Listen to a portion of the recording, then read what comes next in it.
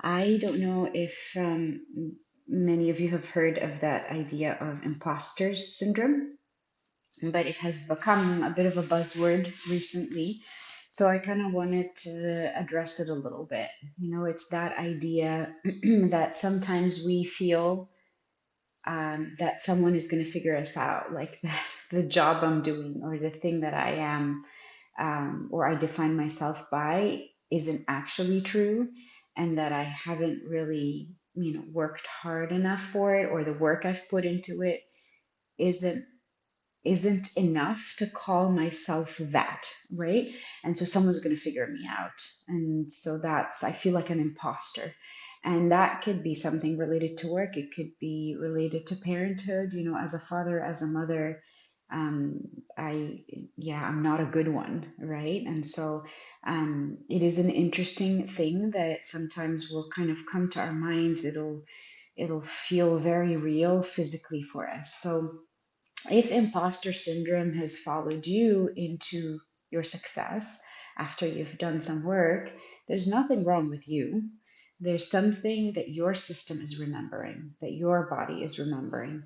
For many people, especially those with trauma history, I always come back to trauma, right? Success doesn't automatically feel safe, right? So, this is another indication of a sense of lack of safety. It can activate old wounds that we have, where being visible once in the past at some point came with a lot of pressure, with judgment, with rejection.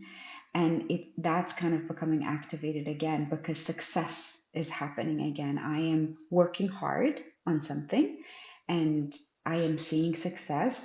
And all of a sudden, the amygdala goes like, uh-oh, danger, right? And so it activates that piece one more time. And so this is not an indication that there's something wrong with you or that the success isn't earned. It's just that we're getting triggered again by some of these old wounds. So even when you're doing well, somewhere inside, you might still kind of brace for impact. When is the other shoe gonna drop? Kind of idea. Not because you're ungrateful, not because you're a fraud. It's just that your body's remembering something again that used to be very painful and difficult to deal with. Your nervous system learned to stay on guard all along, so it's becoming on guard yet one more time. And that's why the fear doesn't go away with when you achieve more, when you're more successful. It kind of still sits there. And that can be really frustrating. Instead of pushing past it, again, try to get curious. When did this fear first show up for me? That fear of failing, that fear of being found out. When did it first show up for me? What did success or visibility or failure feel like in my family or in my culture, in my religious background? A lot of times our success was praised when we were kids. Good job, you were a good student, so on and so forth. And it comes with a lot of pressure, right? But because of how intense the pressure was at the time for me, I attach it to identity. I think to myself, well, if I lose that, and if they find me out, if they figure out that I'm not naturally just smart, naturally just doing this, I will lose love. I will lose the attention that I need, which is a very legitimate need that we have, that attention and love and acceptance. I'm going to lose that. So, my body, with a newer success, with achievement that I'm doing and I've put in the work, is remembering that again. So, there's some type of a connection between the past and what's happening with me right now. This really isn't who you are. Really, it's something you learned to do. And with care, with compassion, and with the right kind of support, you can teach your system again something new. So, imposter syndrome isn't what you think it is, right? You've done the work, you've earned your place. But still, the voice does creep in. I don't belong here. They'll figure me out. This isn't just self doubt, it's your nervous system reacting to something familiar, right? Familiar. What affection came with conditions when you were maybe younger, when there was love, when there were hugs? Maybe they were occasional, they weren't something that were there all the time. But what conditions did they come with?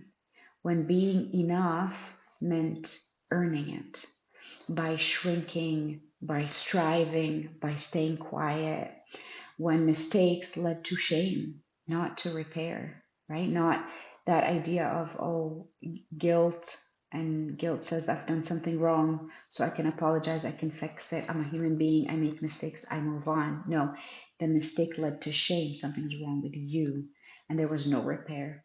Your nervous system was taking notes at the time, You need to be safe. I have to be perfect in order to be safe. So it kind of develops that piece. So sometimes your body treats success like danger, right? Why does it do that? Because being seen at some point meant pressure to stay perfect, criticism or comparison, right? That success or being seen means that I'm going to be criticized. I'm going to be compared with somebody else and I have to measure up. Being seen could also mean disconnection or rejection, you know? So your body remembers. So even now, when you are thriving, when you've done the work and you've achieved, you might freeze or feel like, oh my gosh, I'm a fraud. That's not an insecurity, that's protection, right? And seeing it from that perspective can actually be helpful to my system because I can work with protection, right? If you were punished, pressured, or ignored when you did well back in the day, your system may have learned that success equals stress, that visibility equals risk, right? That being good is not actually safe. It's never safe. And so your system, again, was writing notes at the time. This is why imposter syndrome often shows up after success, right? Your body remembers what your mind tries to move past. It's pretty rough, isn't it? And that voice inside you that says you're not enough, it's not trying to hurt you, it's trying to actually protect you. A younger version of you still believes if I get it wrong, I'm going to lose love, I'm going to lose people. That's not the voice of truth. It's the voice of survival, and it deserves compassion, not rejection. It's about befriending that part of me that really sits in that and feels it so deeply and so viscerally. It's not about rejecting it and like, go away, no. No, it's about, okay, getting curious around it. I don't want to reject you. What's going on? What's happened then? What's happened now? How did you take notes? How did you translate it like this? The answer is not pushing through, it's healing what's underneath, understanding what shaped this fear, letting go of the survival strategy that no longer serve you.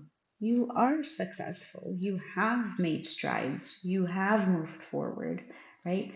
Learning to feel safe when you're being seen without performing. Ooh, that's a lot, right? You don't have to fake it to be worthy of where you are today. You just need space to feel safe being fully seen. And that happens over time by noticing, by recognizing, by sitting with these concepts, by speaking to those parts of me and befriending them that are feeling like, I gotta watch out for when the other shoe drops, right? The fear isn't proof that you are a fraud or that you don't belong. It's proof that your nervous system is still operating on an old assumption, an outdated script. We create these stories, our bodies create these stories for safety, but now this is an old script. You are successful and you've earned your place and you've worked really hard. Now, the good news, your body can learn something new. Healing doesn't mean ignoring the fear, it means showing your system slowly and gently that safety is actually possible now within what you have. So, something to just sit with, reflect on, asking yourself the question, well, am I manifesting, that syndrome? That, is this something that I see in my own body? Do I feel like an imposter? How does it manifest for me? How can I provide my system safety and acceptance? Journaling is a great idea around this, writing this out. And again, in sessions, eventually, that's something that we can talk about if you find that this is something present for you. Okay, happy reflecting.